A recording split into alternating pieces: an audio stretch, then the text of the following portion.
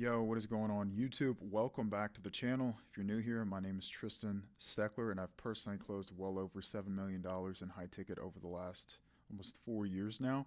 And in today's video, it's going to be a call review for an offer around addiction recovery. So there's a lot of mindset issues, a lot of limiting beliefs, a lot of unwillingness to get outside of your comfort zone.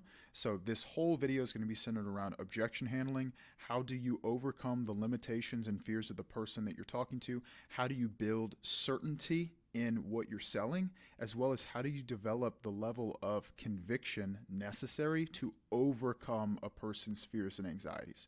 So if you're new to the channel, the way that this will go is I want you to take out a pen and paper for notes. I want you to watch the video all the way until the end because that's the only way that you're going to learn, and I want you to implement on your sales calls. Enjoy. The objections, just to see how you're handling it and what you're saying. Because, This might be my worst partner objection handle. well, let's watch. Let's watch and see how you did. Oh, they're not. So they're on the phone. Got it. That makes sense. Yeah.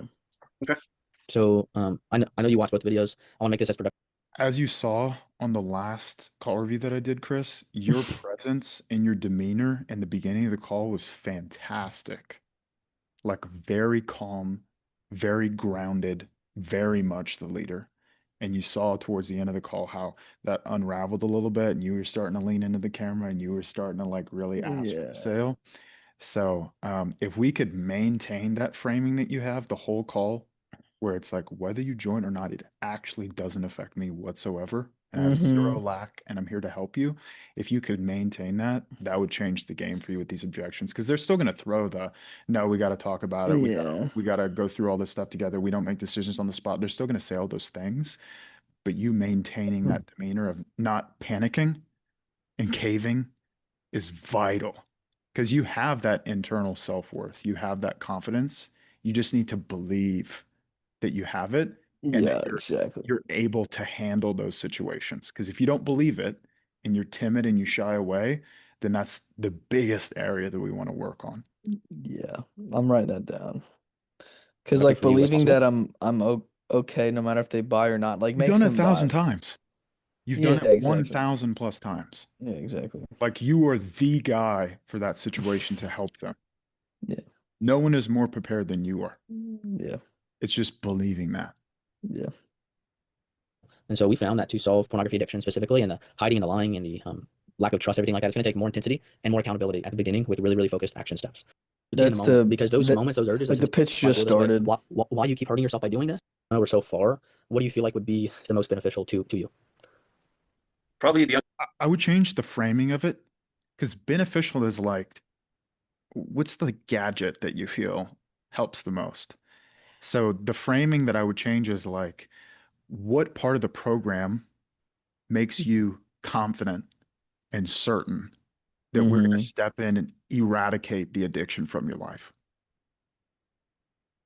Even that, like the framing of the confidence that you have as a person, where it's like, I am 100% certain that we can help you quit this. And there's zero wavering in my tone, in the words that come out of my mouth, in my conviction. They buy that. They're paying for that. Your confidence, your certainty. And if there's ever a break in the belief that they see in you, that's where it all falls through the floor. Yeah. uncovering and the healing part of it. Mhm. I want to understand what triggers, what pushes me, what understanding that I think helps me understand myself a little better. Yeah. And I mean, based on our conversation, Is he paying you to understand himself a little bit better, or is he paying you to quit porn forever? Well, I'll just keep it at yes, quit porn. You see what I mean? Like I'm not here to give you some more insight and more awareness about why you act the way you act. I'm here to help you quit porn forever. So this is an example of what I would say. Like what here that I've laid out makes you certain that we can actually help you do that. Because if in that moment he says, well, I'm not sure because I haven't done it yet, which is what he would say, you have opportunity now when price is not on the table to reframe the way he views it. Do you see that? And I didn't reframe that, so it came up even bigger. Yeah, when Yeah. you don't, because that's a temperature check. When you don't do that, then imagine you had a little flame in a fire pit and you just poured gasoline on top. That's what happens when you dump the price on his head and he's already uncertain on if he can be successful.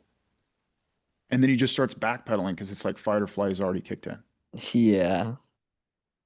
And I she also feel was like like crying in like the whole call. So I was like, okay, they're done. Cooked. Yeah. But Assumption. And I've been there, but I know what you mean. Like you think you got him, but you don't. Because what he said was, yeah, you're going to give me more awareness.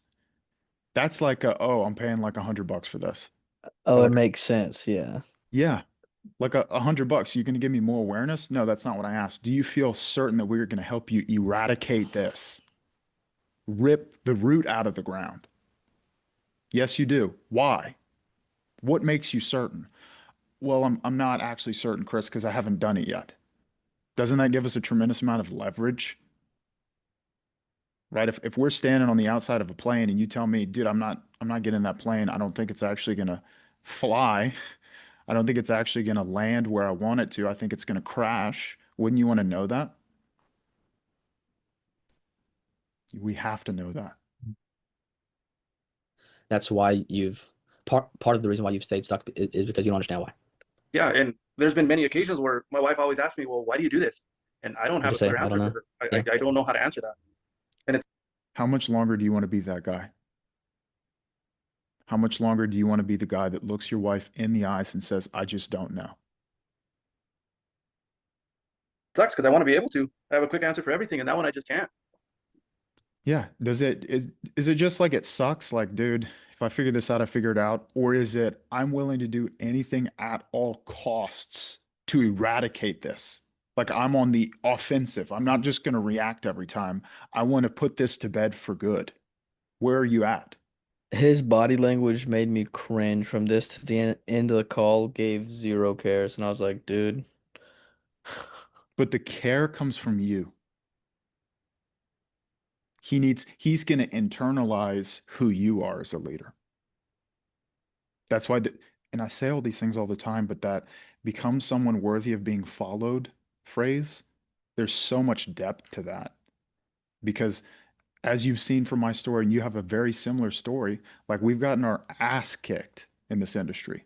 It's been very hard, a lot of ups and downs. And that resiliency that you've developed over time of continuing to push and not quit and not give up gives you a tremendous amount of leverage and conviction. When they give you the excuses or they give you the limiting beliefs and they're in their own way, you have to be the guy to step in and change that. Because if you don't do it, no one else will. So that mindset of like, I'm not going to take no as an answer, like you have to embody that. When they start giving you all the objections, it's not like you suck, you didn't do a good enough job, it's your fault that they're not closing. That's not it. It's this person's in their own way, and I refuse to allow that. I refuse to quit. I refuse to give up. Because if I give up, what type of reflection am I giving them of the business? Because we said in the pitch we were going to step in. We said we were going to get our foot in the door and we were going to do everything in our power to help them. But it's when we start to view what we're doing as manipulation or tactics or trying to get their money, that's where we collapse because we're believing a lie. Because if the mindset is like, I'm trying to help this person and I'm going to grieve if this guy stays stuck, addicted to porn and destroys his marriage, and mentally and emotionally abuses his wife and therefore causes anger and frustration in his family with his kids, like that's my fault and I'm taking that responsibility on, then I'm going to fight for the person. It's a fight. You can't just throw the towel in. You can't just say, dude, I can't remember the framework. Let me just give up. The framework doesn't matter. There's no framework in anything I'm saying. I want to see you win. I want to see you get out of this position. I know what it's like to get to the top of the mountain. I'm not quitting on you. If they feel that from the interaction with you, they're going to buy. If they feel like you're just another clerk at the register trying to make it work, using the framework and tactic, but not like going all in on their success, then you're just going to be another sales guy in their mind. Another manipulative sales guy that's just like all the rest of them. Yeah. That's perfectly valid. I get that a lot. What questions from either of you so far based on the 3 phases that we walked through? That statement is, please reassure me that you're not going to give me objections after I pitch you. Truly. I've been there so many times. That's like, try and give me an objection or give me some certainty, some validation that I did a good enough job. But stepping in and being like, dude, what specifically is going to break the chains that I walked you through? In your opinion, what's been missing? Why do you feel certain that we can help? That's what I want to see. Because that's where they buy into you leading them out of the darkness. They're in darkness. They don't understand how they should be viewing it or what they should be doing or how to get out of their situation. You're the guy standing at the end of the tunnel with the light. You're like, just come this way. Follow my lead. I know how to get us out of this situation. We're on the same team. But if they don't believe that, then there's always going to be this dynamic of a wall between you and them, where you're saying stuff and it's not landing, and they're viewing it in a way that's not advantageous to them getting what they want. There's a disconnect. But if they see it as like, Chris is the one clearing all the debris and making a way for us to get out of this situation, they're going to buy. Every single time they're going to buy. And if they don't, you can confidently say, hey, dude, close the laptop, done with work. I did everything in my power to help this person. Oftentimes I'll hear people say that, but if they're honest with themselves, they didn't.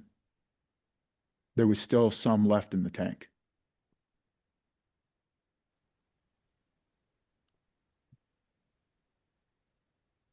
So he'll meet once a week with Russell, and then it's almost like he'll have homework the other days with the stuff you guys are giving him. He's going to meet once a week with Russell and he's going to do some homework. Does that sound like she's 100% certain that you can help her? That's like halfway through the pitch, though. Like, this is like way. That's okay. It's a yes or no. No. Not at all. She's like, oh, he gets like a couple of homework assignments and then a call. That's why I'm saying like that question of, are you 100% certain that this can eradicate pornography from your life? Yes or no is so important. You have to ask those questions. Because if he says, well, I don't know until I'm on the inside, you need to change the way he views that. Because he's married. If he always had to be 100% certain before he made a decision, he wouldn't be married. Right? So he needs to change the way he views it. He needs a different perspective on it. When we change the way that we view situations and decisions, our situations and decisions change. If I'm 300 pounds and I view eating in a deficit and working out as a burden, I stay 300 pounds.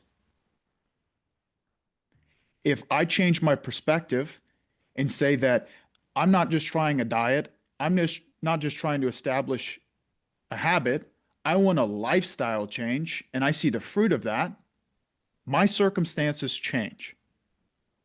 It's all about how you view it.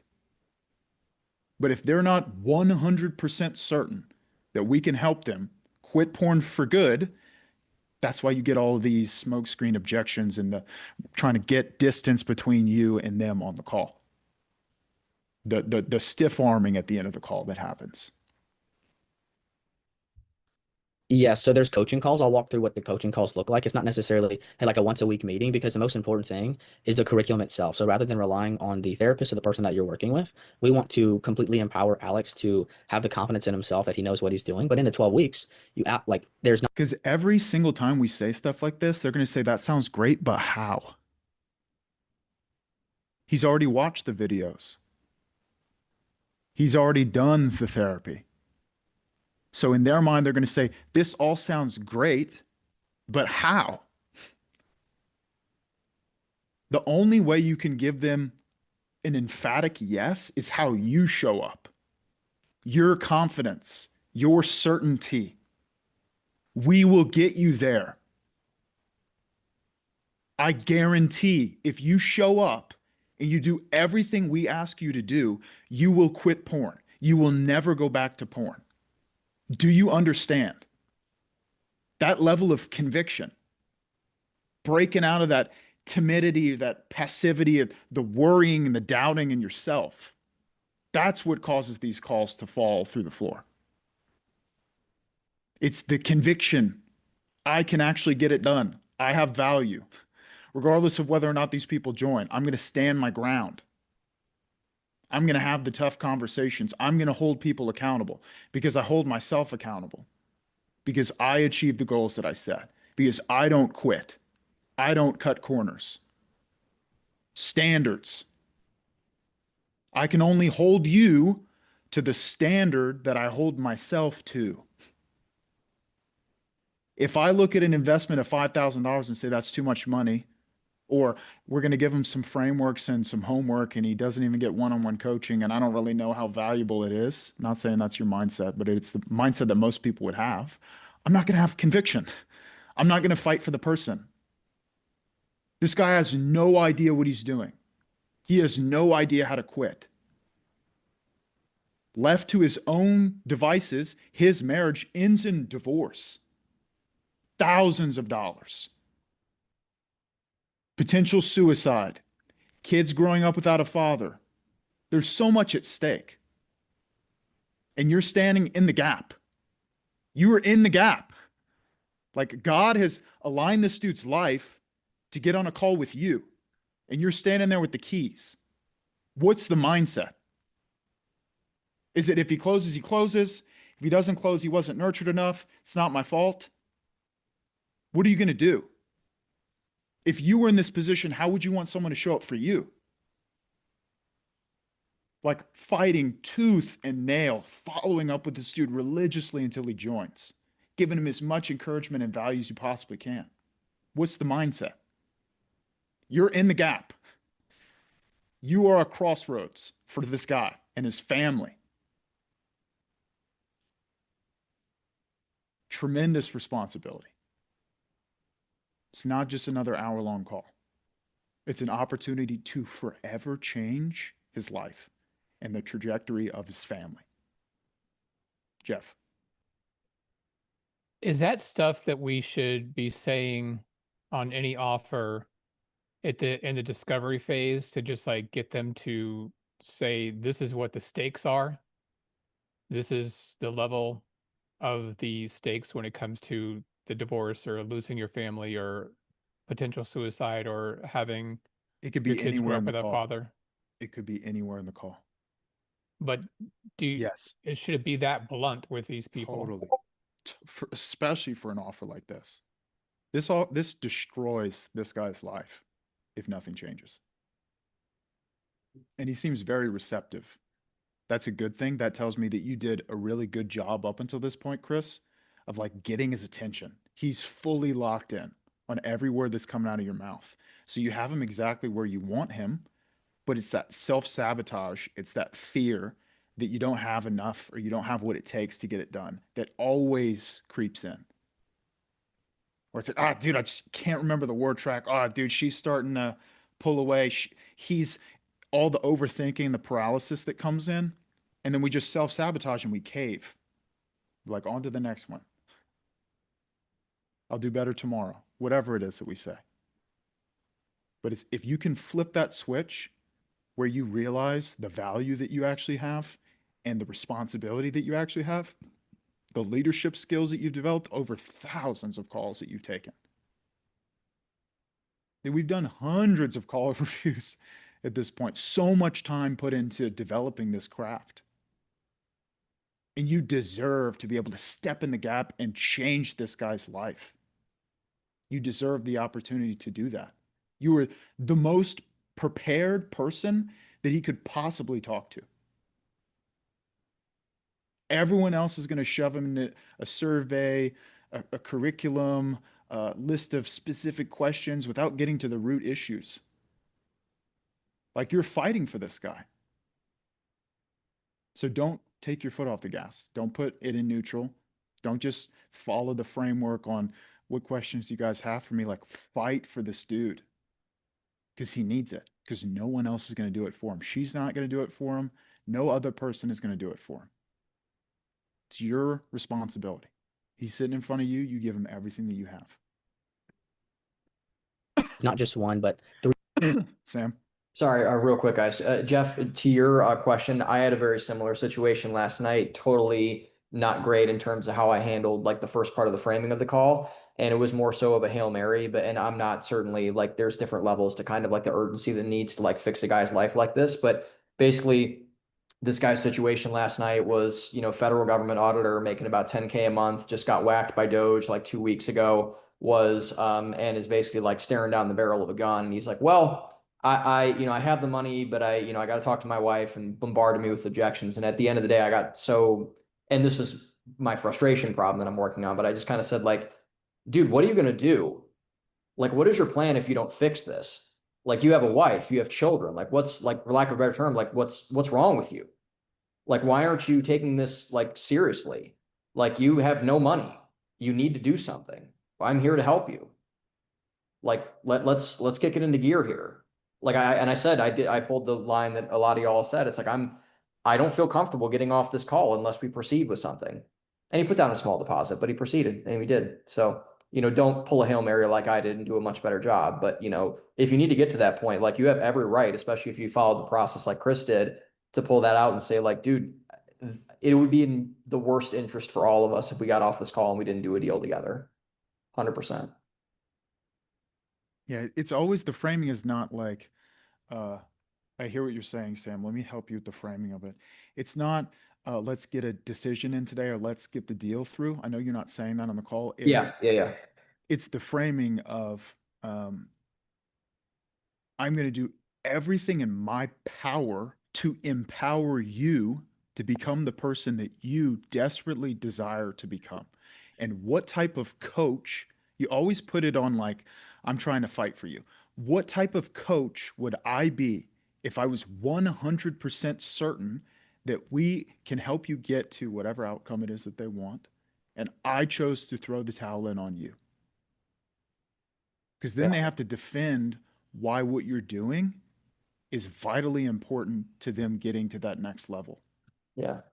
Yep. Because it's not at all like, I need to get the deal over the line, or I need to get the commission, or I need to get you to commit. It's, I need you to step up and change the way you view your life and what you want. Change that now. Yeah, and need in some cases, especially with an offer like Chris's, it's not even a want to, like it's a need. Like, this guy's marriage is going to implode, or most likely going to implode if this continues to happen. So it's not even a desire at that point. It's like, dude, if you don't do this, then what's going to happen? Like, actually, like, walk me through what's going to happen if this doesn't get fixed. Yeah. Like, that's, yeah, I agree. Yeah. That was, thank you. That framing, Chris, of what we're talking about, like sitting in that gap and like, it's uncomfortable, but like really challenging him. Like, dude, I'm not giving you some curriculum so that you understand yourself. Like, we are joining hands till death do us part to quit porn forever. Are you certain that we can actually do that? Yes or no? If the answer is no, or it's maybe, we have more work to do. They're not going to purchase. They're going to deflect on their wife, or they're going to make an excuse. And it's all behind the fear that we're not actually going to get them to the outcome. So once I realized there was so much uncertainty in the program, I was like, I don't even want to pitch this guy. Well, the thing is, it's like pitching him is what's going to get him to the outcome. So you have to pitch him, but it's getting him to change the way he views it. Because if he views it as like I mentioned, you're clearing all the debris out of the way and you got a straight and narrow path to get free from porn and you're fighting for this guy, he's like, okay, like whatever conversation needs to be had, I'll have the conversation. I'm open and receptive to viewing it differently. But if he views it as like you're trying to cave in the walls around him and you're trying to put him in a bad financial position and you're trying to take from him, he's not going to be receptive to anything that you're saying. It's all the framing. And it's a constant dance of, are we on the same page or are we not? That emotional intelligence that you've developed over all these years of taking calls, that's what you have to use in this moment. Like I can easily tell that these two are not certain whatsoever on her side and on his side. You're not going to pay somebody $5,000 to learn a thing or two about why you think what you think. You're paying $5,000 to get out of your situation. Do you see what I'm saying? Like that level of like laying into this guy because he needs it. That's what accountability looks like. The Bible says iron sharpens iron. That's tremendous friction, but it's love. Because if I don't love this guy through this, right? If I get frustrated at him or impatient, then it shows what my true character is and what I actually want. Do I want to help him or do I want his money? And we can all say, oh, dude, we're all in the game of serving these people. But where's your heart actually at? If your heart is in a place of lack and worry and doubt and fear, got to get money, got to get the commission, got to hit 10K a month, then it's going to show up in these interactions. Because at the end of the day, just like what we've been talking about in Bible study, the money's not going to do anything. It's not going to change who you are. It's going to magnify who you already are as a person. You don't need this guy's money. You need to help him. That's your job. You help him, he pays you. Byproduct. So let's keep going. 3 opportunities to meet with Russell. So there's a couple different coaching calls, one on Tuesday, one on Thursdays, but also as needed one-to-one. So like Alex, if you're working through something that you're confused on, or you just don't know how to do one of the exercises that we. Chris, did you have a question? Is there a reason why you want to look at the logistics of the pitch? I thought we were going to objections. Well, I'm just seeing like this is vital. What I just saw of them being uncertain, both of them, shows up in the objections. Right. So I'll skip ahead, but this of her being like, oh, it's just a couple of calls and then he's got some homework and then him being like, oh yeah, dude, I think you're going to help me see more about myself. I understand myself more. That is uncertainty. So I want to see where it's stemming from. And obviously there's all parts of the call that we could watch, but all of that stuff compounds over time. And then it's fight or flight kicks in and they're out. No, we don't make decisions. That's all fear. You're going to try and hurt us. We don't want to be hurt. Back off. That's how that shows up. So that's why I'm saying like it's so important to get the certainty out of both of them because they're going to give you the objection. In that moment when you say, are you certain? They say no or maybe or possibly. And it's not a yes, 100% because of X, Y, and Z. You're going to get the objections in the moment with no price on the table. And then you can handle them. We give you, that's when you can schedule a one-on-one. You play sports. What's your favorite sport? I admit to myself that there's a problem. Yeah. And so is it fair to say that we got to make decisions a bit differently so that we can get different outcomes? Yeah, of course. Okay. And like, I guess to put my coaching hat on for just a second for pornography addiction specifically, when Russell did this in person with the traditional route, he found that meeting one-to-one, just talking about some things. Hey, how's it going? How do you feel? Don't relapse. Don't go watch pornography. Okay, cool. And then you leave. And midday when you're at work or at nighttime, whenever that slip up happens, you can't just call the therapist and be like, hey, what do I do? It's all on you. Yeah. And so in those moments when you're alone, we're here to give you the tools for you to know what to do in those moments. That's why that gap in between sessions is when you actually make the progress.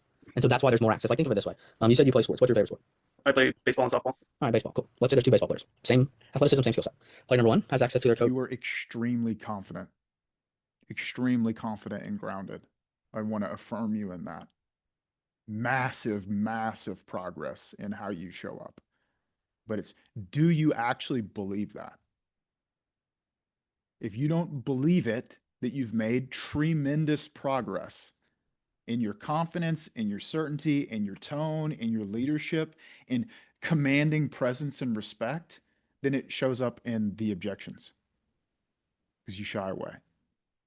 I should have said this. I should have said that. I wasn't prepared enough. Whatever you tell yourself, it's a limitation. So I want to affirm you. You've made massive progress. Coach 1 time a week for 1 session. Player 2 has access to their coach 3, 4 times a week. In the span of 90 days, who's going to get better at baseball? Yeah, the one who has more access. Right. And that's the same thing what we're doing here. Okay. So do you feel like you would benefit more from more access or just like a once a week conversation? I don't know. I don't know what that looks like yet. Brother, I see there's a disconnect here. That drove See, me insane when he started there's- saying this crap. There's uncertainty here. Where does that stem from? Like, let's go deep. Where's it coming from? I cannot pitch this guy if he's not certain. Cannot do it. I mean, Because he won't be able to answer it, Chris. He's going to say, well, I just don't know. This all sounds good, but I don't know how you're going to do it because I haven't done it yet. Brother, that is life. No one can be guaranteed or certain on anything until they take the step. The only reason that you sit down in a chair behind your desk is because you're certain through doing it over and over and over and over again that it's not going to let you fall. Simple example. But that's where trauma comes from, right? Let's say somebody gets into a car accident, someone hits them head on and they somehow survive.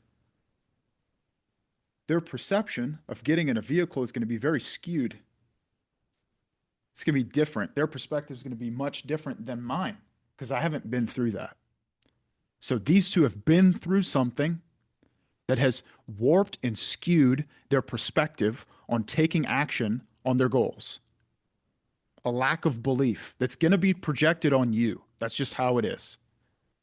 But if you have a rock solid mindset of, I understand this, however, I'm not going to quit on you ever because I don't quit on myself, they're going to buy into you, not Russell. Russell's not on the call. They're speaking to you. So that should give you a tremendous amount of confidence and reassurance that you're trustworthy. The business owner trusts you. You're the guy to help them. You're the best at what you do. If you don't believe that, get out of sales. And that's not just to Chris, that's everybody here. If you don't believe you're the best at what you do, and this is your responsibility, it's your privilege that you've earned the opportunity to be on a call with someone like this, and you're not taking no for an answer, get out of sales. You're doing them a disservice, showing up anything less than excellent. what do you?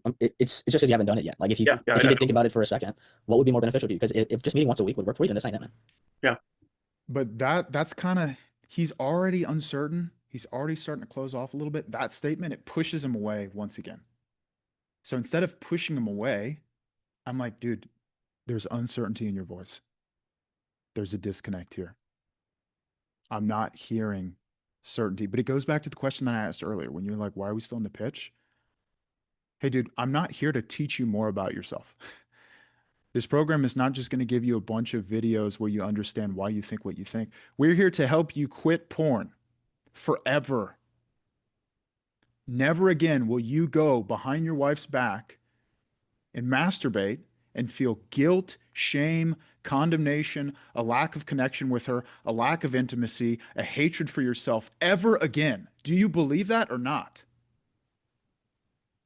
If you don't believe that, there's no point in moving forward. If you don't believe that, what can I do to help build you up to where you realize that although that's how you feel now, it's not how you always have to feel if you're willing to commit. That's where we leverage life experiences. Being the guy who looked down the barrel of the gun, who was scared out of his mind and did it anyway. and what the outcome of that has been for you. You've grown so much, and it's not just financial, it's confidence, belief in yourself, leadership skills, communication skills, success, achievement, growth. Leverage it. You're not AI, you're not ChatGPT, you're a person who has life experiences. You're a leader. You're a sound communicator. You deserve to be on the call. He needs you.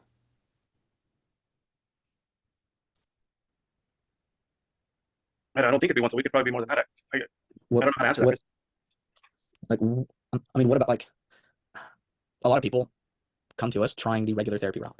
And so, I mean, the regular therapy route compared to what this is, that matters a little bit. The fact that your lack of commitment is a bigger issue, right? Yeah. And so we'll see if you're like really ready to commit when it comes time to actually take a step. But like, if you decide to think about it, like, are you really telling me that it's unclear if more access to the person that you're working with would not be more helpful than just once a week? Like, I don't understand. And then I guess not. No, it's even in my current job. Like now, I do my work on my own. But when I first started out, I needed a lot of my boss And to why get was the that? tools and everything that I needed. That's 8 years ago. Yeah. So now I'm more fluent on my own. Right. And just to, I guess, double down and make sure that I understand. Also for you, like does it make sense that, you know, having the tools and the systems and the structures outside of just a one-to-one session and having more coaching calls and more direct access to literally message us? Like, do you feel like that's more beneficial than just a once a week meeting? Yeah, of course, as long as he makes use of it, if he's committed to it and using it, and yeah, that would make a lot more sense.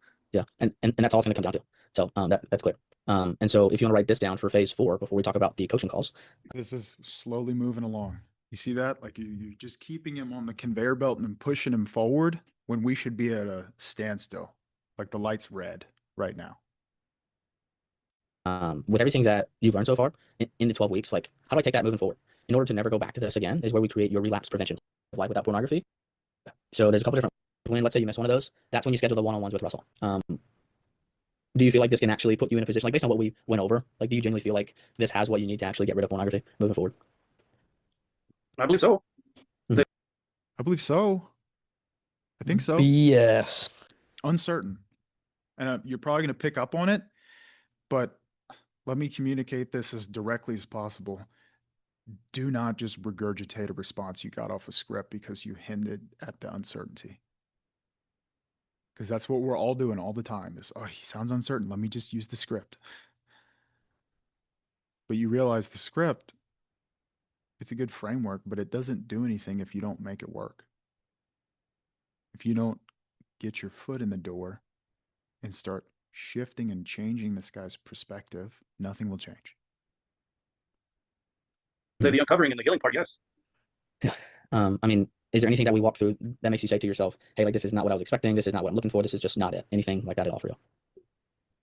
This is where we come off as needy. Because he hasn't said anything directly. He's been saying it without saying it the whole time. And so when we say, like, are you sure that you want to go on date number 2? Automatically the status lowers. Because you are uncertain. You're uncertain. So when we say, like, we got to become someone worthy of being followed, if a guy who I didn't know, who I didn't trust, asked me to go down a dark alleyway with him, the answer is no. Every time. So the way that we show up here communicates everything that they need to know in terms of, are we the right person to get them to the outcome? Any and all uncertainty plummets and diminishes the trust that we've built up until this point. We can't be uncertain, ever. The doctor coming in to do surgery can't be uncertain. Cannot. Open heart surgery, he comes in and his hands are shaking using the utensils or whatever. His voice is quivering. I'm like, get me another doctor. So you're doing fantastic in the way that you show up here. Take that same mentality that you have of like, hey, dude, if this person's wasting my time, I'm going to shove them out of the door. That same like presence has to be here in the exact same way. Because when it changes, you prove to them that you're not who you're presenting yourself to be. You have to remain constant. I don't really know what to expect. I've never had therapy, so I don't want to rely on my own wits anymore because that's not working. So I need help. And at the end of the day, like that's probably the best thing you could have said. Have you taken a flight? Yeah, I wouldn't say that. That was the right response. Communicates, I'm looking for something from you. Okay. And then what happens is they start answering the way they think you want them to answer, not how they actually feel. Right? Like imagine you took a girl out on a date and you asked her, tell me about your dad. She starts talking and you're like, that's exactly what I wanted to hear. Let me ask you this now. She'd be like, what the heck? Flight recently? Anywhere? Like in June, I think it was. Where'd you go? We went to Ocean City, New Jersey. Okay. And so when you went there, when you got on the plane with your bags or whatever it was, like did you look over to the pilot and say, "Hey, Mr. Pilot, what does every single one of these buttons do? I want a full detailed breakdown of the manual," or did you just take your seat? No, I just took my seat. Yeah. And so what did you have to do? All you did was you got your ticket and you trusted the pilot, right? Yeah. And so based on everything I've shared with you in this conversation and what you've seen from Russell to make you book the call, do you trust us? That's a great question, Chris. That's a great question. Now, this should have happened here. Great question. Because in that moment, he's going to go, let's see what he says. Everything in him wants to say yes, but there's that underlying lack of belief and that fear. It's going to show up massively once that price is on the table. Yes. Okay. That's all that matters. In this moment, I would say something like this. Tell me if I'm wrong, but why do I feel like everything in your heart wants to say yes and you're shying away from it? What's actually coming up? I could charge him 10 grand if I said that. Yeah. Why do I feel like everything in your being wants to be certain in this, but there's something holding you back?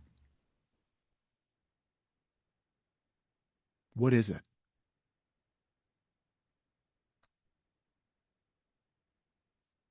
And from what I've gathered from you, like I have no doubt that as long as you commit to this, I have no doubt that you cannot join our 97% success rate of people that do everything to the best of their ability.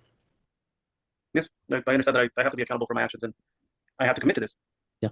And so like back to you for a moment, Ilsa, and I'm sorry if I keep butchering your name. Sorry if I keep butchering your name. Uncertain. Like, respectfully, who cares what her name is? You're right about everything because you're the leader. If someone gets offended by what you say, that doesn't matter. You're not here to be their buddy. You're here to get them the result. That's it.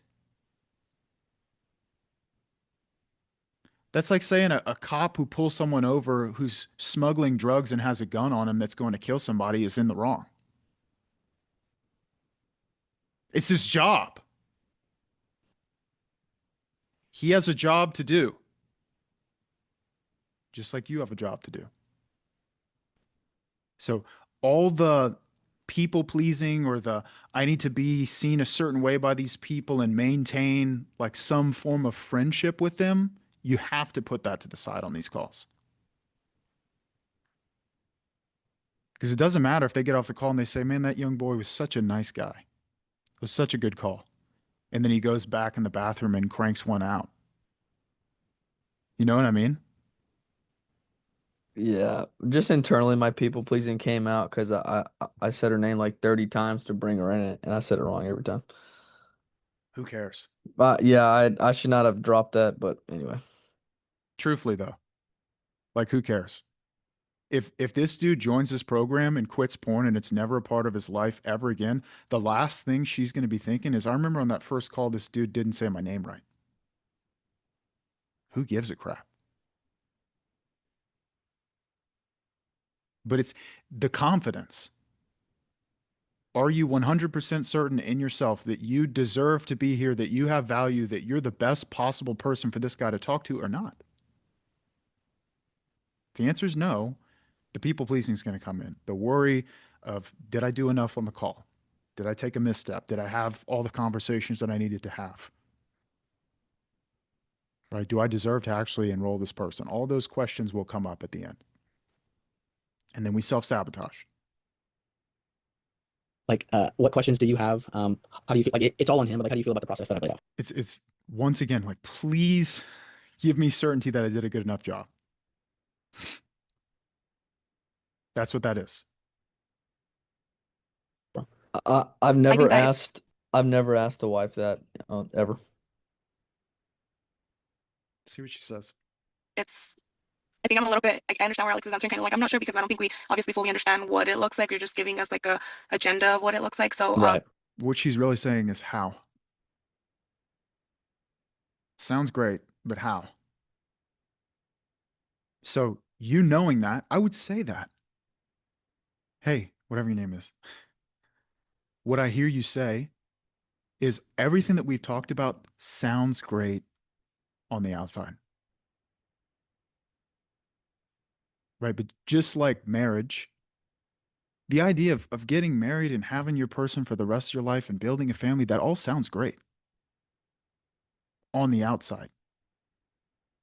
But there's always that underlying fear that you could be making the wrong decision.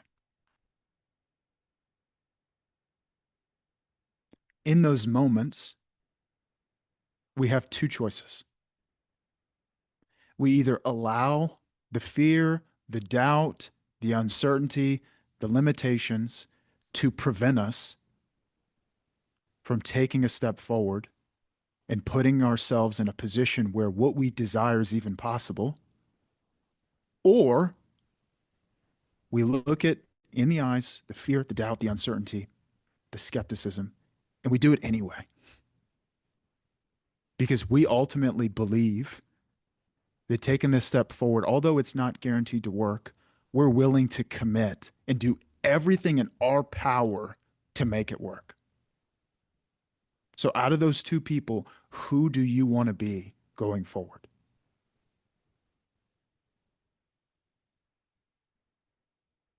You're here to guide them in to making a decision that they've wanted to make for a very long time. Keep the train on the tracks.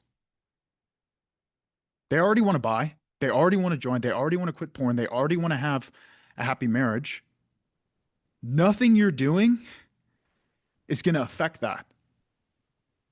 Nothing you're doing is wrong. Everything that you're doing is right. Everything that you're doing is pushing them closer to what they want. Fight for the person. but I think if he commits to it and he sticks to it, I'm hopeful that it could. If, could, would, should, maybe, possibly, hypothetically.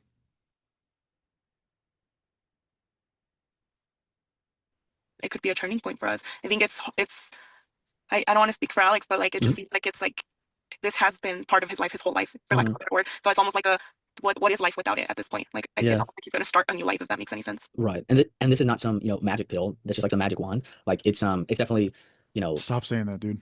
Stop saying like, because I've heard you say this in the past. Like, we're not the magic pill to help you quit. Why are you selling it if you're not the magic pill to help him quit? If you don't believe that what you do is the magic pill to help him quit, you shouldn't be selling it.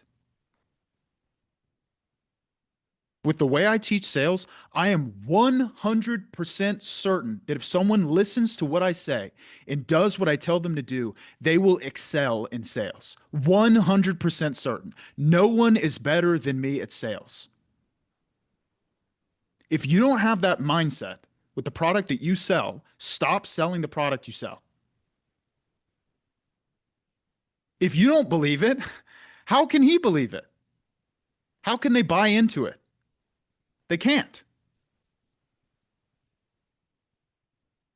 The mindset has to be, I am the best on earth at doing what we're talking about doing right now. I will never quit on you ever.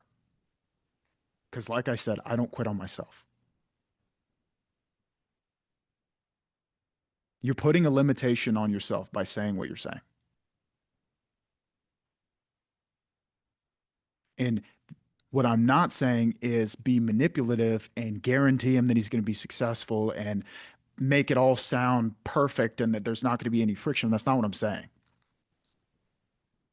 But if in your mind there's any doubt that we are the best company on planet Earth to help men quit porn, we need to change the way you view it because it's showing up at the end of the call when it matters most.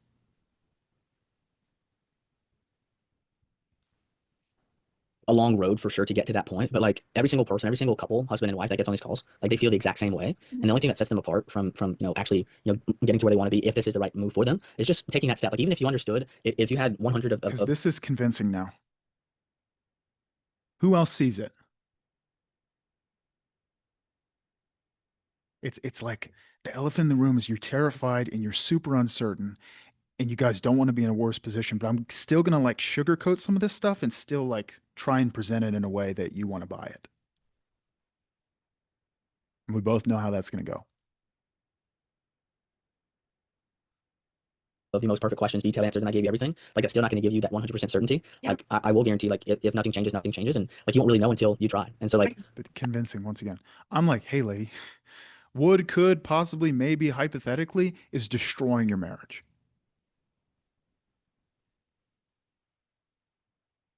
Both of you.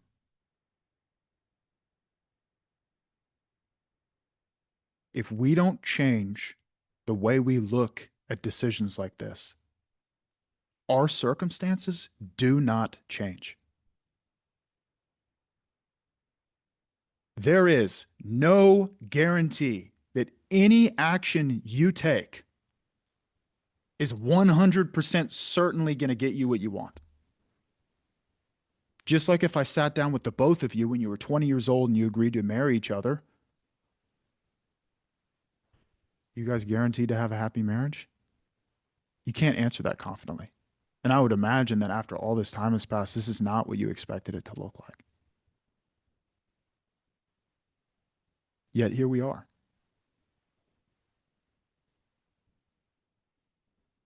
The question is, how much longer do we want to be the people who look at decisions like this and say, I don't know if it's going to work?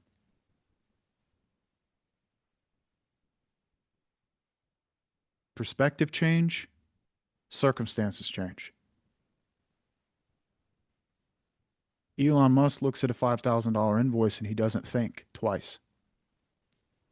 He's a human being, same brain, same blessing of life and health and breath in his lungs. It's the same thing as you. Nothing is different except the perspective.